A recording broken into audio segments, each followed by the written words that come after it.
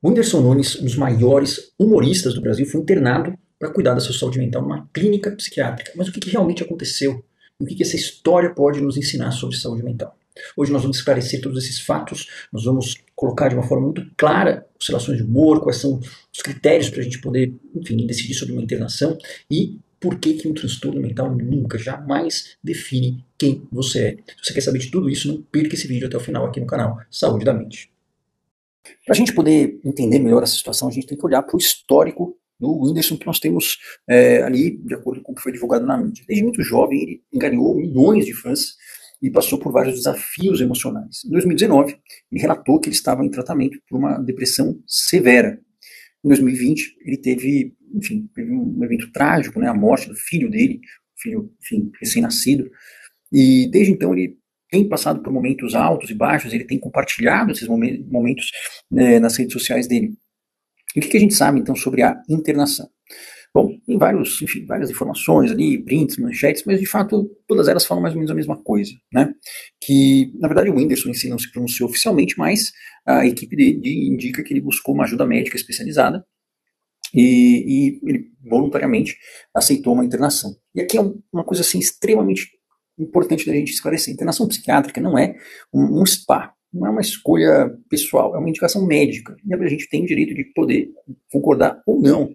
E naquele momento o médico achou que esse era o melhor caminho, né? O que, enfim, né, a assessoria de imprensa dele divulgou foi que ele está bem, que está feliz e que ele está lá cuidando da sua saúde mental. Obviamente que ninguém interna e está super, né, feliz nesse sentido, mas aparentemente foi algo que não foi conflituoso, né? E a gente podendo ver, né, a gente vê a questão dele, eu não conhecia, sinceramente, o trabalho do Whindersson Nunes, tinha ouvido falar já, obviamente, a questão dele, né, sim, né, famoso, mas eu fui dar uma olhada agora nas últimas entrevistas, aparições dele, né, e de fato eu vi um especial que ele deixou aberto no YouTube, se chama Efeito Borboleta, mas assim, ele é uma pessoa extremamente talentosa, ele é muito bom comediante, um cara inteligente, astuto, rápido, ele canta, ele toca guitarra, ele dança, pô, um cara extremamente talentoso, né? E isso não tem nenhuma relação com o fato de ele ter ou não um transtorno mental. Não faz com que isso seja uma vantagem, ou seja, ele é talentoso porque ele tem um transtorno mental. Não, isso é bobagem, tá? Não é bom ter, tá? Não vale a pena, é melhor não ter isso, mas se você tiver, a gente vai cuidar para quê? Para que as outras partes suas possam ser, de fato, afloradas e exploradas, não é? Melhor que você conseguir. Agora, o que é importante entender? Que a gente tem visto, né, ultimamente, uma série enfim, de celebridades, né, abrirem enfim, sua vida relacionada à parte de saúde mental, né, tem, enfim, a própria Selena Gomez, que eu falei, tem a Lady Gaga, tem a Demi Lovato, tem o padre Fábio de Mello, e isso é algo que é extremamente importante. Por quê? Porque isso faz com que a gente tenha ideia de um conceito que é fundamental nas terapias que trabalham com o conceito de compaixão, né? Não são todas delas que vão ser terapias de primeira linha, mas o conceito de compaixão é muito interessante, que tem a ver com alguns elementos. Um elemento é você conseguir empatizar pela dor do outro, você tem um desejo genuíno que essa dor vá embora, mas tem um elemento que é um elemento de humanidade comum. E o que é, né, que, enfim, nessas terapias focadas na compaixão, elas colocam como humanidade comum aquilo que une os seres humanos. O que une os seres humanos é o sofrimento. Meu Deus, que coisa triste, não. A ideia é que isso, que até falei, né? Fui com os amigos do meu filho, e meu filho, uns 2 anos atrás, para Nova York, enfim, a gente foi no teatro do Harry Potter, muito bom. E tinha uma frase do Dumbledore que é mais ou menos isso, né? O sofrimento é a única coisa que nós temos de inevitável na vida, né? Uma coisa muito um pouco pesada, uma peça infantil, mas é verdade. O que a gente tem de comum, todos os seres humanos, é que se nós estamos vivos, nós sofremos. O sofrimento faz com que nós sejamos iguais. Isso é importante porque durante muito tempo claro, entrei no YouTube aqui, era só mato, né? Então não tinha muita gente. E eu atendi, enfim, pessoas de N classes sociais, pessoas muito, enfim, famosas, muito com poder aquisitivo muito alto e pessoas assim extremamente, né, destacadas nas suas profissões. E o sofrimento é exatamente o mesmo das pessoas mais simples que eu atendi, tá? Então isso é um ponto. O outro ponto é a gente deixar bem claro uma coisa: ninguém se interna do ponto de vista psiquiátrico. Eu acho que isso é uma coisa que, não sei, né, a gente ouve muito falar, a pessoa se internou, ou a família resolveu internar ela. Isso não existe. Tá? Da mesma forma que eu não vou chegar no Einstein e falar, olha, eu tô meio cansado, eu quero ficar no leito aqui de CMUTI, beleza? Não. A internação, ela é o quê? Ela é um procedimento médico. Quem indica a internação é o médico. E aí, claro, o paciente pode aceitar ou não. Em alguns casos específicos, devido a algumas condições mentais, o paciente não tem condições de avaliar aquilo. E sim, isso é avaliado pelo médico, mas aí o médico ele não vai também ele tomar a atitude, por quê? Porque tem a autonomia do paciente que às vezes é retirada dele, mas é transferida para um membro da família. E também não é a família que internou, porque o médico indicou a internação. Normalmente quando o médico indica, e aí involuntário vai numa ambulância, leva para a clínica que tem que ter médico, e aí o médico lá vê e ele tem que corroborar o fato de necessidade da internação. E aí, se for involuntária, em 72 horas, teoricamente, tem que ter pessoas do Ministério da Saúde indo lá para auditar e ver se aquilo faz sentido ou não. Então, assim, tem essa questão aí, todo esse aparato burocrático que quem já trabalhou em clínicas psiquiátricas sabe que tem que ser feito isso. E às vezes isso acontece, né? A pessoa às vezes está com, enfim, um quadro que está tirando a capacidade dela avaliar bem a realidade. Mas não foi esse o quadro do Whindersson, não. Provavelmente o médico indicou isso e ele aceitou. Mas não quer dizer que ele foi para um spa para relaxar, né? Provavelmente ele teve uma deterioração em termos da saúde mental dele, né? E isso pode ocorrer. Um mês atrás que ele lançou esse especial, assim, não tinha nenhum tipo de evidência de que ele teria qualquer tipo de psicopatologia, não tinha. O cara tem uma capacidade cognitiva e artística brilhante, mas pode ocorrer. Por quê? Não tem como saber. Muita gente fala porque ele está fumando maconha, porque tem uma empresa de maconha, de fato parece que ele tem mesmo, e maconha ajuda em transtornos mentais, não ajuda em nada, ele piora tudo, tá? Mas não dá pra gente saber exatamente se é isso, e enfim. O fato é que ele já tem esse histórico, e a depressão ela é um quadro que tende a voltar, né? Caso a gente não trate, né, de forma bastante incisiva, por isso que eu falo, a gente tem que tratar para extinguir de uma vez só, mas N coisas podem acontecer, não tem como a gente saber. O fato é que assim, o fato de aceitar, isso indica uma maturidade. Por quê? Porque quando a gente tem um quadro desse, mesma coisa eu tenho hipotireoidismo, e provavelmente vou ter outras doenças ao longo da vida, como todos nós, coisas da biologia a gente não precisa aceitar. Então a gente tem que aceitar aquelas coisas que não estão nem aí, se a gente vai aceitar ou não. Tem que aceitar, na verdade, de uma forma inteligente da gente colocar nossa energia naquilo que importa. E eu acho que ele está nesse ponto, isso é uma coisa extremamente, indica uma honradez. Ou seja, se você tem um sofrimento mental, se tem algo que você está sentindo que está te atrapalhando, isso está evitando que você consiga trabalhar, se relacionar, e você não quer ter de jeito nenhum um transtorno mental, tudo bem. Você pode fazer 200 exames de vitamina B, D e fazer tudo isso. Mas talvez chegue uma hora você pode pensar, pô, talvez eu tenha isso aí. E a gente tem tratamentos que são extremamente eficazes. Quando que a gente opta por internar um paciente? Seriam critérios parecidos quando a gente opta por internar qualquer outro tipo de paciente em especialidade médica, tá? Então eu, por exemplo, na prova que eu fiz de residência, tinha umas estações de prova prática, tinha um caso ali de um ator que estava com uma dor no peito, e você pedia um eletro, vinha um eletro com um infarto supra lá. E aí você falava para ele, explicava tudo e tal, né? E ele estava no ambulatório e você indicava uma internação. E ele falava, tá bom, eu vou só lá em casa pegar umas coisas. E aí eu venho e a gente já faz tudo isso.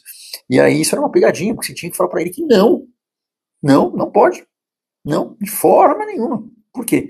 Porque aquele quadro, né, que estava apresentando é um quadro que é tão instável e que exige uma monitorização tão de perto que não dá para ele ficar sozinho, porque se ocorrer qualquer instabilidade tem que ter uma resposta muito pronta.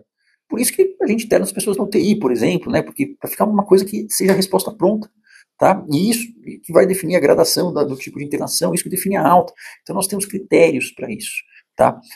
Então, a ideia é que seria mais ou menos os mesmos critérios, mas do ponto de vista geral, assim, a gente vai indicar uma internação quando não é possível, não é seguro fazer um tratamento ambulatorial. Quer seja porque a pessoa tem algo que faz com que ela corra risco de se autoferir ou de ferir alguém, que ela corra risco de prejudicar a própria reputação dela ou ter perdas patrimoniais muito grandes. Também a gente indica quando existe algum tipo de procedimento que você vai fazer, medicamentoso ou de qualquer outra forma, que assim, logisticamente é extremamente mais viável, confortável que isso seja feito internado. Ou então, quando a pessoa está num quadro grave, a família já está exausta, porque existe um estresse do cuidador muito grande e a gente vai colocar ali, mas o objetivo da internação é que ela sempre seja curta. Internações longas, elas não se mostram eficazes, mais do que internações curtas para nada. Tá? Nem para questões relacionadas ao uso de substâncias. Não tem isso. Tá? A internação ela visa o quê? Estabilizar um quadro agudo que precisaria de um suporte mais constante, e uma vez que a gente consiga estabilizar isso, a pessoa, ela, enfim, não tenha tanto risco de não ficar sendo supervisionada, e que a gente consiga organizar uma parte de tratamento ambulatorial, ela tem a alta. Então, esse é o objetivo da internação. Quanto tempo dura uma internação? Não dá para saber, depende do diagnóstico. Se a gente for ver estatisticamente, a gente coloca que dura de 2 a 6 semanas, mas isso é uma coisa estatística. Não dá para saber, né? O que a gente precisa entender é assim, ele vai ter que sair quando for possível ele continuar manejando isso ambulatorialmente, sem que haja risco, tá? E isso, claro, quem tem que definir também é o médico. Por isso que também você dá alta para o paciente é uma coisa que exige uma certa, né, responsabilidade, você tem que ter, enfim, uma série de coisas ali para corroborar isso. E tem que ter, claro, um esquema de acompanhamento, né, a longo prazo, porque a pessoa não vai sair, vai estar 100%, assim como a gente não sai de uma internação qualquer que seja, né, quebrou a perna, então você não vai sair, você não está correndo, você vai ter que fazer fisioterapia, você está ali, você só não precisa ficar no hospital. A gente quer sempre deixar a pessoa o menor tempo possível no hospital. Porque a internação sempre tem este objetivo, de resolver e de fazer com que você consiga ter condições de sair o mais rápido possível para conseguir tratar isso de forma ambulatorial e te proteger, tá? Eu sei que, enfim, nada disso é agradável, mas isso denota realmente um grau de maturidade dele e isso não tem nada a ver com as outras habilidades que ele tem. Pelo contrário, a ideia dele tratar isso, e tratar bem tratado, é uma forma dele garantir que a gente, né, o público, o povo, não seja privado das outras habilidades que ele tem, porque ele é extremamente talentoso. Pô, não conhecia saber fazer tanta coisa assim. Eu achava que era um cara que fazia uns vídeos de piada no YouTube, não tinha a menor, de verdade, é uma ignorância minha. Mas ele é bastante talentoso, né, e bem, extremamente inteligente, um humor de bom gosto, e ele, enfim, né, ele canta, nunca vi um stand-up que ele canta, enfim, e canta bem, no meu ponto de vista. Então, assim, a gente cuida dessa parte para que a outra parte possa de fato fazer o papel que ela tem no mundo, para não privar o mundo disso. Isso serve para todos nós, tá? Mas seria essas as considerações. Vamos ver quanto tempo ele vai ficar, mas assim, eu acredito que as coisas vão correr bem. Quando a pessoa aceita, é sempre muito melhor do que quando a gente faz uma internação involuntária. Só para terminar, né, sobre os tipos de internação, a título de curiosidade, temos a internação então voluntária, a pessoa aceita, a involuntária você delega isso para um membro da família, que, enfim, pode aceitar ou não, mas enfim, você vai recomendar com base nos seus argumentos. E tem o terceiro tipo, que é a internação compulsória, que é o quê? Que é por ordem judicial. Né? Isso aí eu lembro que eu estava também de plantão no R1, estava eu e com um assistente do professor Ricardo Amaral, né? E aí veio uma internação compulsória e eu estava fazendo a admissão, né? Você faz a história e tal. E eu achei que não precisava internar, não tinha critérios de internação. Aí eu fui falar com ele, aí ele falou, olha, uma coisa que é importante você saber para sua vida, ordem de juiz, primeiro a gente obedece, depois a gente vai ver se a gente discute ou não. E isso é verdade. Então é bom conselho aí para a vida, né? Porque de fato o juiz determinou, determinado vai internar, depois, enfim, vamos ver os outros trâmites que vão ser. Mas isso também é um outro tipo de internação. Mas a internação é um procedimento médico para que a pessoa tenha cuidados intensivos temporários até ela recuperar a capacidade de seguir a vida e provavelmente fazer um tratamento, mas seguir fazendo um tratamento para que ela possa usar o melhor que ela tem em termos de habilidades. É isso, tá? Espero que tenha ficado claro. Muito bom ver que, de fato, ele parece ser um cara muito legal mesmo, viu? E um cara muito consciente. E aí a gente consegue ver nesse momento agora, né, por coincidência, a diferença entre pessoas que não adoram ter um diagnóstico, mas que aceitam que isso é uma parte que eu tenho que cuidar, em comparação com pessoas que não fazem ideia e não aceitam, provavelmente não cuidam, como, por exemplo, mais uma vez, o nosso amigo Kanye West, que está acabando com tudo que ele conquistou na vida. E eu espero que isso mude, que ele, de fato, possa ter um bom tratamento. Ele, enfim, já vai falar, né, mais abertamente que ele tem um transtorno bipolar, transtorno tipo 1, e ele, enfim, já perdeu bilhões, né, numa última vez, e agora, aparentemente, ele também não está fazendo tratamento e provavelmente ele vai perder mais. Mas isso de fato, enfim, uma judiação. A ideia é que isso é uma parte que nós cuidamos para que a sua parte, que de fato é você, essa parte possa florescer. É isso. Se você gostou desse vídeo, deixa aqui o seu like, coloque perguntas que você tem a respeito disso, tá? Sugestões de temas, enfim, eu leio os comentários, não respondo, não consigo responder todos, tá? E podem mandar também lá no meu Instagram, no DR Marco Abud, tá bom? Um abraço, deixa o like aqui, se inscreve, compartilha, até o próximo vídeo.